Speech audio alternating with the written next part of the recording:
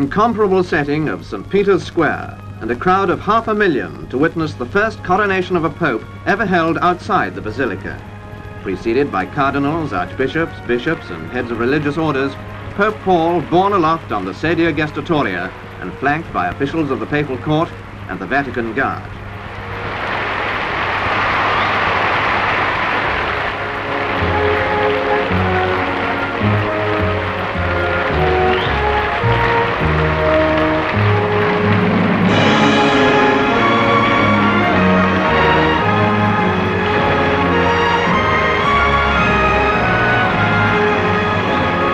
These are the colourful highlights of the ceremony, which lasted more than 2.5 hours.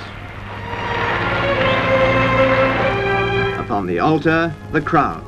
And at the altar, built on the steps of the basilica, the Pope celebrates Mass. It was a spectacle which he later referred to as so solemn, so magnificent and expressive, that it cannot but move our souls. A spectacle never before seen by so many people.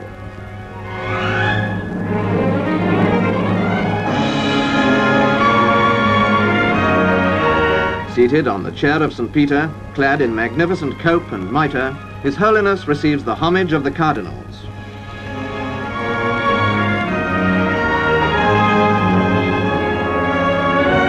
Now, as dusk is falling, the solemn moment that all have been so eagerly awaiting.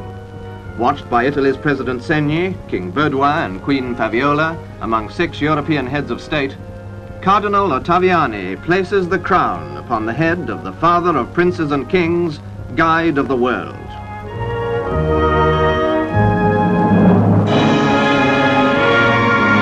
His Holiness then pronounces his blessing to the city and the world. Among the vast congregation, a group of miners, symbolic of Pope Paul's deep interest in the welfare of humble people.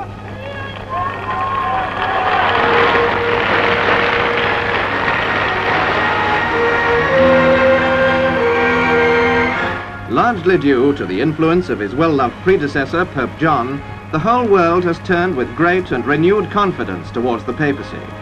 It's the fervent hope of millions that Pope John's great vision of Christian unity will be realized during the reign of Pope Paul.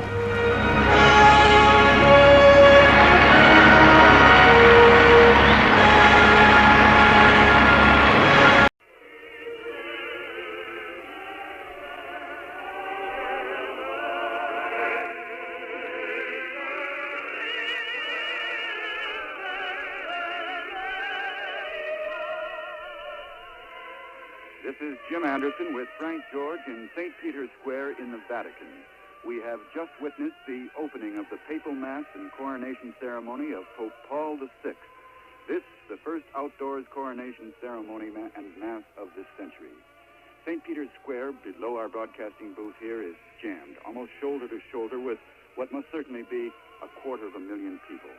Some of them have been standing in this brilliant Rome sunshine since the early and hottest hours of this hot Roman afternoon.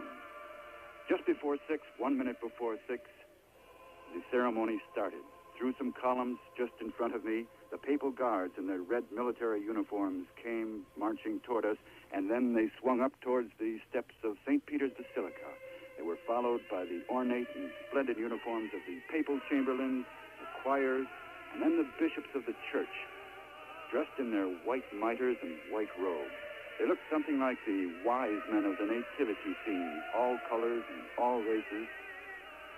More than 200 of these bishops. Then, after the bishops came, also dressed in white, with white martyrs, the princes of the church, the cardinals. Immediately behind the cardinals, then came Pope Paul VI. And the crowd in St. Peter's Square suddenly went wild. They were whistling and cheering and Viva il Papa, long live the Pope, long live the Pope. He was seated on a portable throne carried by 16 men. Over his head was a gold canopy, and around him were all the various chamberlains and officers of the papal court. 3 times in the 150-yard journey to the altar, he was stopped in mid-course by a priest who said, "Sic transit gloria mundi." Thus are the fleeting glories of the world. In other words, all the splendor and all the adulation you see around you are only nothing in the eternity of your soul. Finally, the procession went up to the very steps of St. Peter's Basilica, where the Pope is now sitting on his throne now beneath a gorgeous tapestry. And to describe that, here is Frank George. The Pope is at his throne at the entrance to the Basilica of St. Peter. It is a white throne, and he is dressed in white and gold, and he is wearing a white and gold mitre. And right now, he is receiving the Pledge of Obedience from the cardinals, who will kiss him on the right foot, on the right knee, and then they will be embraced and kissed on the cheek by the Pope. This is a public profession of obedience by the cardinals to Pope Paul VI, in front of a multitude estimated at close to 250,000 people who have jammed the square of St. Peter's today. In the background singing are the Sistine Choir. Their song and their hymns are being projected through the great colonnade down into the square by a battery of public address microphones which hang from the top of the basilica.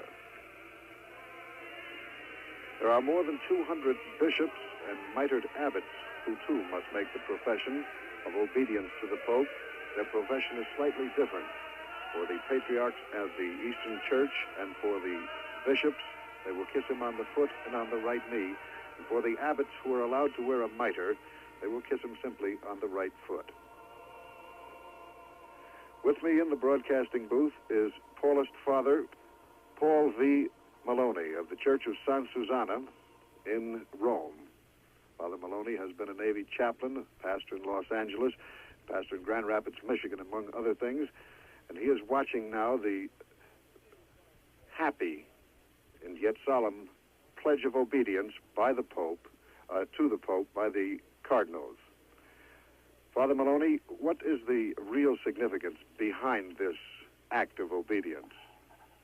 This is a pledge of loyalty of the part of the Sacred College of Cardinals and the bishops throughout the world of their undying loyalty to the Holy Father.